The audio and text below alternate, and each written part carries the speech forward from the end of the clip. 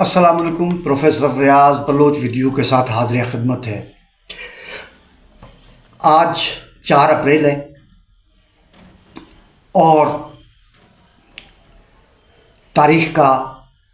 انتہائی اہم دن ہے، جس دن پاکستان اپنے قیام کے بعد پہلی دفعہ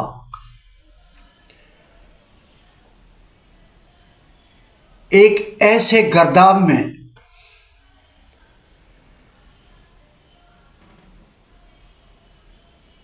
دھکیلا گیا کہ آج تک پاکستان اس دلدل سے، اس گرداب سے باہر نہیں آیا۔ شہید ذوالفقار علی بھٹو کو 4 اپریل 1979 یعنی 4 اپریل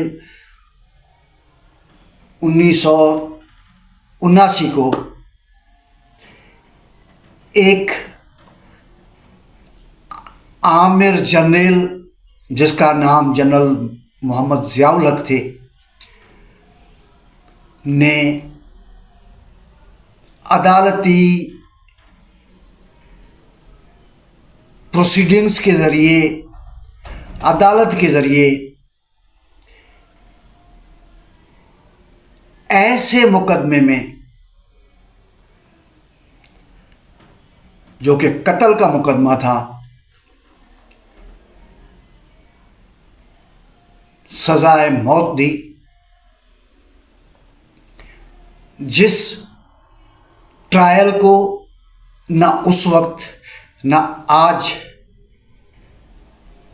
دنیا نے جائز، درست اور ڈیو پروسیس آف لا کے مطابق قرار دیا۔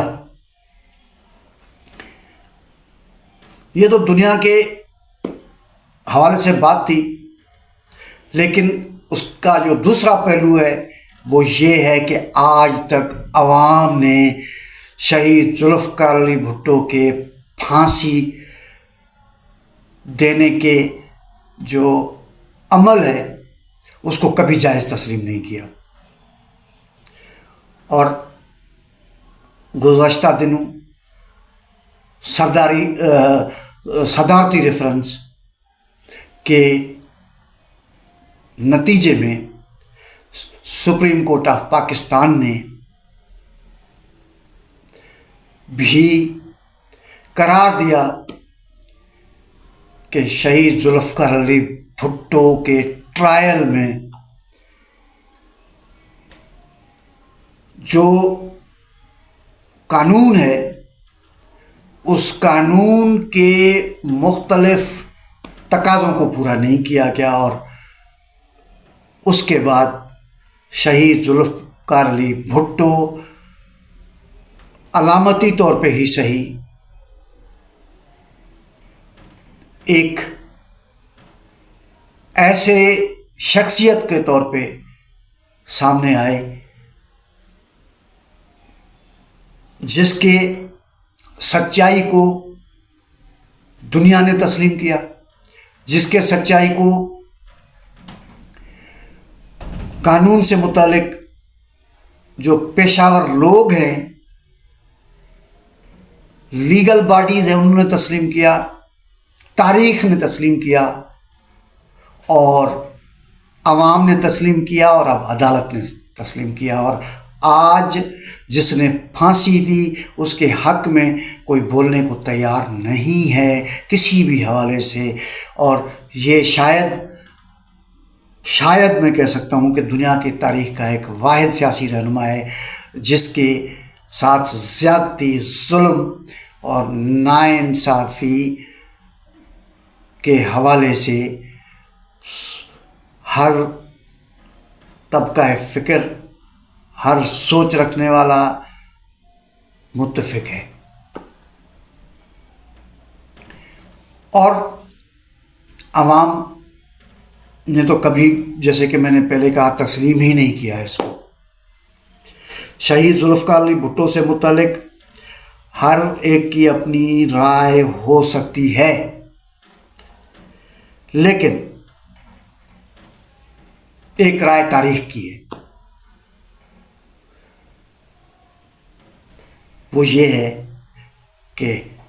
Bhutto was great, Bhutto is great. اب بھٹو شہید کو سمجھنے کے لیے ہر ایک کا اپنا زاویہ ہے، اس کو دیکھنے کا، اس کی شخصیت کو دیکھنے کا، اس کی جدوجہد کو دیکھنے کا، اس کے ذات کو سمجھنے کا، ہر ایک کا اپنا اپنا زاویہ ہے، لیکن ایک زاویہ تاریخ کا ہے، ایک زاویہ شعور کا ہے، ایک زاویہ علم و آگاہی کا ہے، اور اس تمام تر زاویوں کا جو ڈاکومنٹڈ فارم ہے، جو ڈاکومنٹڈ شکل ہے، جو دستاویزی شکل ہے، وہ صرف 4 ڈاکومنٹس میں ہیں۔ اگر کوئی ان کو سمجھے، اگر اس کو کوئی پڑھے، اور اگر اس کو اس کے درست تناظر میں دیکھے، تو شہید ذوالفقار علی بھٹو کی پوری سیاسی جدوجہد، ان کے افکار، ان کی سیاست، ان کا نظریہ، اس کا فہم و فراست، وہ سب اس 4 ڈاکومنٹس کے اندر سمویا ہوا ہے۔ پہلا ڈاکومنٹ یا پہلی دستاویز وہ کیا ہے؟ وہ پاکستان پیپلز پارٹی کے قیام کے لیے ہونے والے تاسیسی اجلاس کا ڈاکومنٹ ہے، جس کو founding document of Pakistan Peoples Party کہا جاتا ہے۔ اس میں بڑی تفصیل ہے، پاکستان کیسے ہوگا، پاکستان کی معیشت کیسے ہوگی، پاکستان کی خارجہ پالیسی کیسے ہوگی، داخلہ پالیسی کیسے ہوگی، تعلیمی پالیسی کیسے ہوگی، ہیلتھ سروسز کیسے پرووائڈ کیے جائیں گے، وہ سب اس کے اندر تفصیل سے لکھا ہوا ہے، اور ساتھ میں جو ہے لفظ سوشلزم کی بڑی تفصیل سے وضاحت کی گئی ہے کہ آج کے عہد میں جو ہے اس ملک میں سوشلسٹ ریفارمز کی یا سوشلزم کے لاگو کرنے کے معروضی یا آبجیکٹیو اسباب کیا ہیں، وجوہات کیا ہیں۔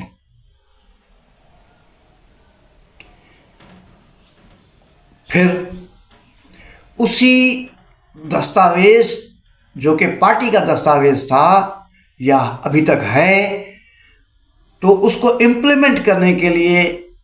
ایک مینیفیسٹو کی ضرورت تھی۔ اس مینیفیسٹو جس کو 1970 میں پیش کیا گیا عوام کے سامنے، اور اس مینیفیسٹو نے پاکستان کے سیاسی افق پہ ایک ایسی پارٹی جس کے قیام کو مشکل سے 1 سے 1.5 سال ہوا تھا، اس کو ایک ایسی ناقابل تسخیر پارٹی بنا کے رکھ دیا۔ پاکستان کے محنت کشوں نے، پاکستان کے کسانوں نے، پاکستان کے نوجوانوں نے، خواتین نے اس مینیفیسٹو کی بنیاد کر پاکستان پیپلز پارٹی کو ایبسلیوٹ میجورٹی مغربی پاکستان میں دے کر ایک ایسا مینڈیٹ دیا کہ اس مینڈیٹ کے ذریعے پاکستان پیپلز پارٹی کے لیے یہ ممکن ہوا اور ممکن بنایا کہ وہ اپنے اس تاسیسی دستاویزات کے مندرجات کو اور اس مینیفیسٹو کو، جس مینیفیسٹو کے ذریعے اصلاحات کا عوام سے وعدہ کیا گیا تھا، اس کی تکمیل کے لیے آئینی اور قانونی جو رکاوٹیں ہیں وہ ختم ہوں۔ اور پھر شہید ذوالفقار علی بھٹو نے بڑے اعتماد کے ساتھ، بڑے جواں مردی کے ساتھ، بہت ہی بہادری اور دلیری کے ساتھ اس مینیفیسٹو کو امپلیمنٹ کیا۔ آپ جیسے جانتے ہیں، تاریخ کے طالب علم اگر ہیں تو پاکستان میں دولت کا ارتکاز اتنا ہو چکا تھا کہ صرف 22% خاندان اس ملک کے معیشت پہ اور سرمایہ پہ رول کرتے تھے، اور شہید ذوالفقار علی بھٹو نے پہلا قدم یہ کیا کہ وہ جو ارتکاز دولت تھا، اس ارتکاز دولت کو نچلی سطح تک لانے کے لیے، عوام تک پہنچانے کے لیے ان 22 خاندانوں کے خلاف کارروائی کی، اور اس جو ہے نا وہ کہ اس وقت کے جو حالات ہیں اس اعتبار سے جو ہے جو صنعتیں ہیں اور بینکنگ انڈسٹری ہے یا بینکس ہیں اور جو صنعتیں ہیں ان کو نیشنلائز کیا، تاکہ سرمایہ کی جو اجارہ داری ہے، جو کہ سرمایہ داری اور سرمایہ کی فطرت میں شامل ہے، اس کا خاتمہ کیا جائے، اور اسی دولت سے عوام کے جو خدمت، جس میں ہیلتھ سروسز ہیں، جس میں ایجوکیشن ہے، جس میں انفراسٹرکچر ہے اور اس طرح کی جو دوسری چیزیں ہیں، اس کو اس پہ خرچ کیا جائے۔ اور اس 4 سال کی، اس 5 سال کی جو حکومت ہے، اس کے اندر بیسک ہیلتھ یونٹس کا جال بٹھایا گیا، لیبر کالونیز بنائی گئی، سوشل سیکیورٹی ہاسپٹلز بنائے گئے، old age benefit scheme introduce کروائی گئی، اور نہ جانے کتنے پرو لیبر اور پرو پیزنٹری کے جو ہے جو حق میں جو ہے نا وہ قانون سازی کی گئی، زرعی اصلاحات کیے گئے جو کہ اس مینیفیسٹو کا حصہ تھا، اس میں عوام کے ساتھ ایک کمٹمنٹ تھی، اور اس مینیفیسٹو کے اندر اور تاسیسی دستاویز کے اندر بڑی صراحت سے لکھا ہے کہ، اور آرگیومنٹ کے ساتھ، منطق کے ساتھ، دلیل کے ساتھ، کہ کیوں زرعی اصلاحات ضروری ہیں۔ دنیا میں ہر جگہ پہ زرعی اصلاحات ہو چکے ہیں، لیکن ہمارے پاس شہید ذوالفقار علی بھٹو کے زرعی اصلاحات کو ریورس کیا گیا، تاکہ اس ملک کے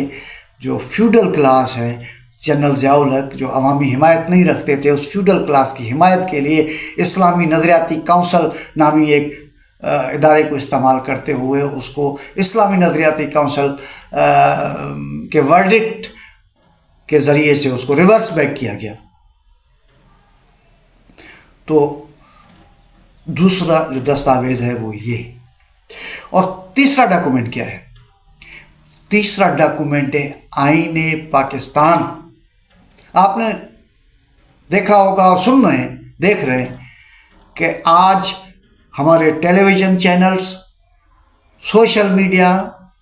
اور پرنٹ میڈیا میں بحث کیا چل رہی ہوتی ہے، اور سال سے یہ بحث چل رہی ہوتی ہے، اور کیا چل رہی ہوتی ہے؟ صدارتی نظام ہونا چاہیے یا پارلیمنٹری نظام ہونا چاہیے؟ وزیر اعظم کے اختیارات کتنے ہونے چاہیے اور پریزیڈنٹ کے اختیارات کتنے ہونے چاہیے؟ پارلیمنٹ مضبوط ہونا چاہیے یا عدلیہ مضبوط ہونا چاہیے؟ آئین کی جو ہے نا وہ سپریمیسی ہے یا پارلیمنٹ کی سپریمیسی ہے؟ اور ابھی یہ بحث کنکلوڈ نہیں ہوا، کافی حد تک اس میں گنجائش ہے، لیکن 2 امپارٹنٹ آرٹیکل ہیں جس کو کوئی ڈسکس کرنے کے لیے تیار نہیں ہے۔ وہ حقیقت میں جو ہے آئین پاکستان کی روح ہے۔ ان کے امپلیمنٹ سے آئین کی جو ہے نا درست طریقے سے امپلیمنٹ ہو سکتی ہے، کیونکہ اس کا تعلق پاکستان کے غریب عوام سے ہے۔ ایک آرٹیکل 3 ہے آئین کا، اس آرٹیکل کے اندر بڑی صراحت اور وضاحت سے لکھا گیا ہے کہ پاکستان کا جو ہر شہری ہے اسے ان کے صلاحیتوں کے مطابق کام لیا جائے گا اور اس کے ضرورتوں کے مطابق اس کو معاوضہ دیا جائے گا۔ اگر اس جو مینڈیٹری آرٹیکل ہے اگر اس کو امپلیمنٹ کیا جائے تو پاکستان میں کوئی نوجوان، چاہے وہ مزدور ہو، چاہے وہ ڈاکٹر ہو، چاہے وہ انجینئر ہو، چاہے کسی بھی پیشے سے تعلق رکھتا ہو، وہ بے روزگار نہیں ہو سکتا، اس لیے کہ ریاست کی یہ رسپانسبلٹی ہے کہ وہ تمام لوگوں کو روزگار مہیا کرے۔ کیسے کرتی ہے، کہاں سے کرتی ہے، وسائل کہاں سے لاتی ہیں؟ گو کہ وسائل جو پیدا کرنے کا جو فریم ورک ہے وہ بھی پاکستان پیپلز پارٹی کے اس بنیادی ڈاکومنٹ میں دیا گیا ہے، لیکن اس کے باوجود بھی الٹیمیٹلی وہ اسٹیٹ کی ذمہ داری ہے، اور اگر اس ذمہ داری کو اسٹیٹ پوری کرے تو کوئی بے روزگار نہیں رہے گا۔ دوسرا جو آرٹیکل ہے اس کا وہ ہے آرٹیکل 38۔ اس میں لفظ یعنی اس کے اندر جو یوں سمجھ لیں کہ آرٹیکل 3 کی وضاحت ہے ایک ان ادر سینس، جس کے اندر روزگار کی بات کی گئی ہے، جس کے اندر ہیلتھ کی بات کی گئی ہے، جس کے اندر ایجوکیشن کی بات کی گئی ہے کہ اور جس میں مائنارٹیز کے تحفظ کی بات کی گئی ہے اور بہت ساری چیزوں کو اس کے اندر ڈالا گیا ہے، لیکن اس کے اندر ایک لفظ ہے کہ جی وہ گریجولی یعنی بتدریج جو ہے ریاست عوام کو یہ چیزیں مہیا کرے گی۔ اب بتدریج کی کوئی وضاحت نہیں کر رہا ہے، 5 سال 10 سال 15 سال ایک لمٹ ہوتی ہے کسی بھی چیز کے کرنے یا نہ کرنے کی، لیکن اس لفظ کا شاید ممکنہ طور پہ فائدہ اٹھاتے ہوئے ریاست یا جو بھی حکومتیں آتی ہیں اپنے آپ کو بری الذمہ قرار دے دیتی ہیں، اور آج جس طرح کی چیزوں کو ہم دیکھ رہے ہیں تو مجھے لگتا ہے کہ اس آرٹیکل کی نہ کبھی تشریح ہوگی اور نہ کبھی اس آرٹیکل کو لے کے اس کی امپلیمنٹیشن کے لیے کوئی ٹائم فریم دیا جائے گا۔ اب شہید ذوالفقار علی بھٹو نے اور اس کی پارٹی نے جو کچھ کرنا تھا وہ کیا ہے، اب آج والوں کی ذمہ داری ہے کہ اس کو آج کے حالات کے مطابق اس کی امپلیمنٹیشن کو انشور کریں۔ جناب اس کے بعد شہید ذوالفقار علی بھٹو کی حکومت کو ختم کیا جاتا ہے۔ یہاں پر میں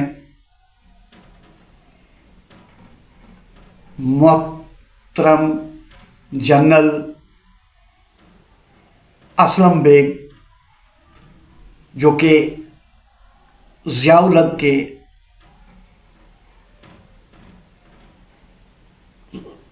نیچے deputy chief of army staff تھے اور اس کے بعد اس کے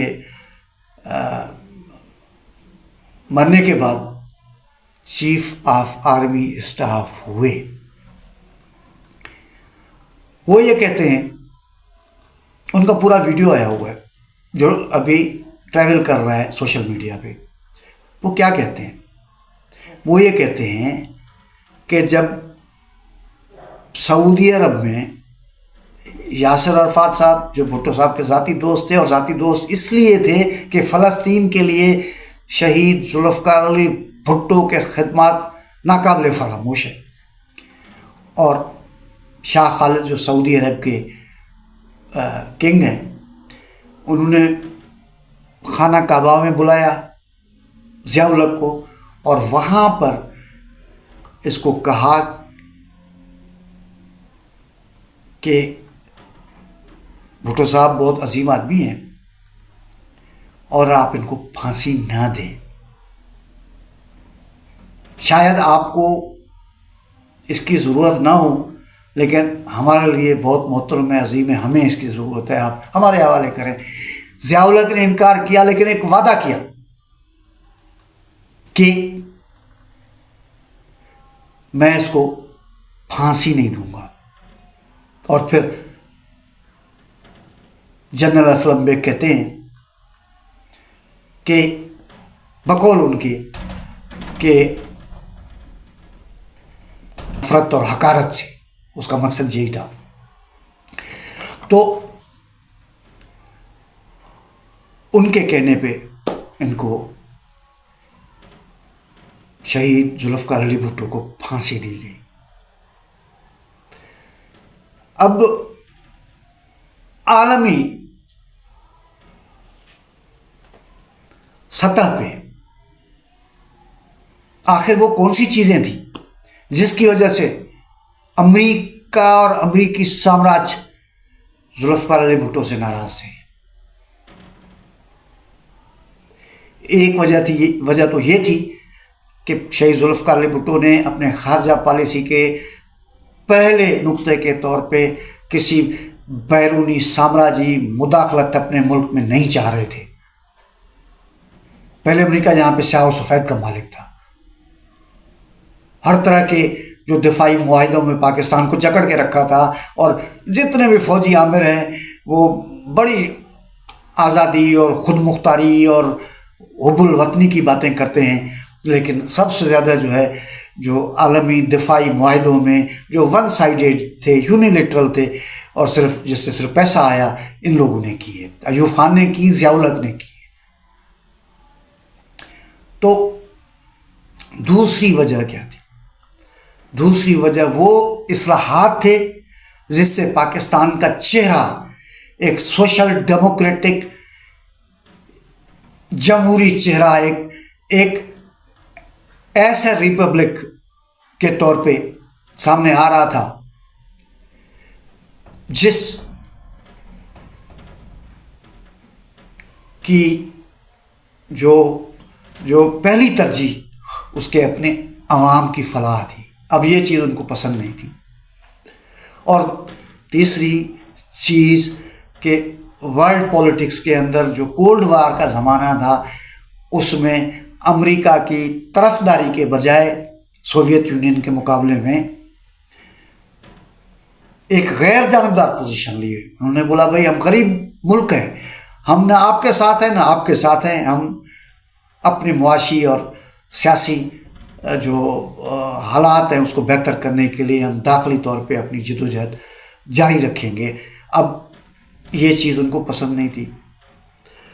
جو یہ سمجھتے ہیں کہ یہ کوئی ضیاء الحق کا اپنا فیصلہ تھا، اس کا جواب تو خود اسلم بیگ دے رہے ہیں. تو شہید ذوالفقار علی بھٹو کی جو پالیسیاں ہیں،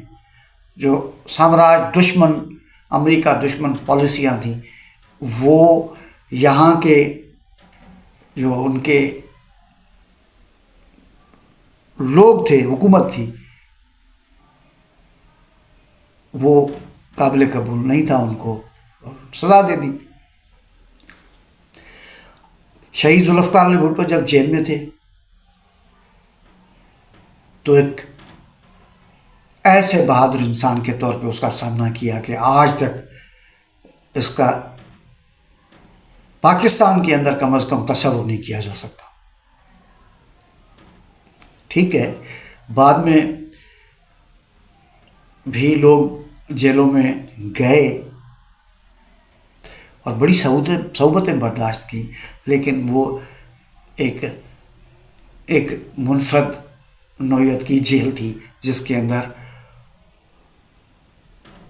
بتاتے ہیں کہ کال کوٹھڑی اتنی تھی کہ جس میں صرف وہ بڑی بمشکل سو سکتے تھے. اس کو اندھیرے میں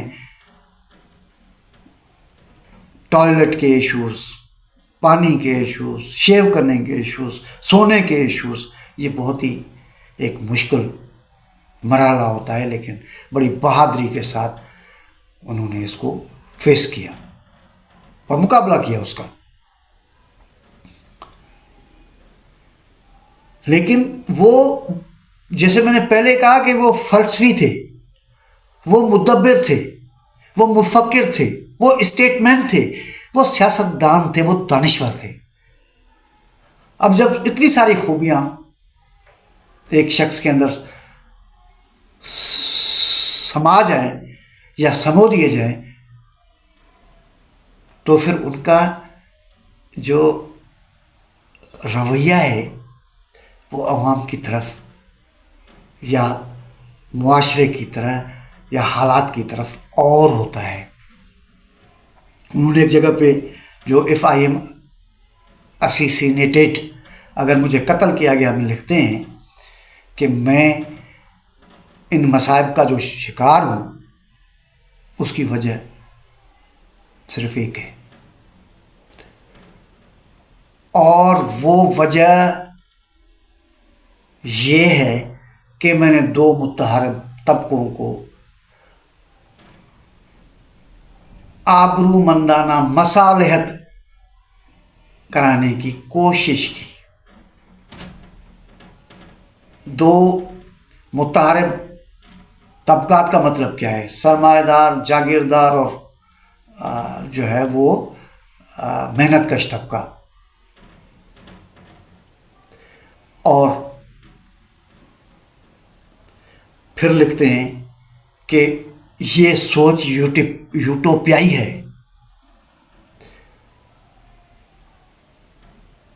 ان میں سے کسی ایک طبقے